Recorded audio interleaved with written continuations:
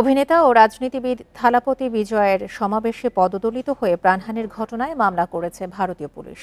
এতে বিজয়ের রাজনৈতিক দল টিভিকের দুই শীর্ষস্থানীয় নেতার বিরুদ্ধে অনিচ্ছাকৃত হত্যার অভিযোগ আনা হয়েছে। এছাড়া টিভিকের সাধারণ সম্পাদক ও বিজয়ের ঘনিষ্ঠ মিত্র এন আনন্দ সহ ৬ জনকে আসামি করা হয়েছে। তাদের বিরুদ্ধে মানুষের জীবন ঝুঁকিতে ফেলতে পারে এমন কাজ ও সরকারি কর্মকর্তাদের আদেশ অমান্য করার অভিযোগ আনা হয়েছে। এছাড়া তাদের বিরুদ্ধে তামিলনাড়ু পাবলিক প্রপার্টি আইনেও অভিযোগ আনা হয়েছে। শনিবার সন্ধ্যায় তামিলনাড়ুতে বিজয়ের সমাবেশে পদদলিত হয়ে ৩৯ জনের মৃত্যু হয়, আহত হয় অন্তত ১০০। নিহতদের পরিবারকে ২০ লাখ রুপি করে এবং আহতদের প্রত্যেককে ২ লাখ রুপি করে দেওয়ার ঘোষণা দিয়েছেন থালাপতি বিজয়।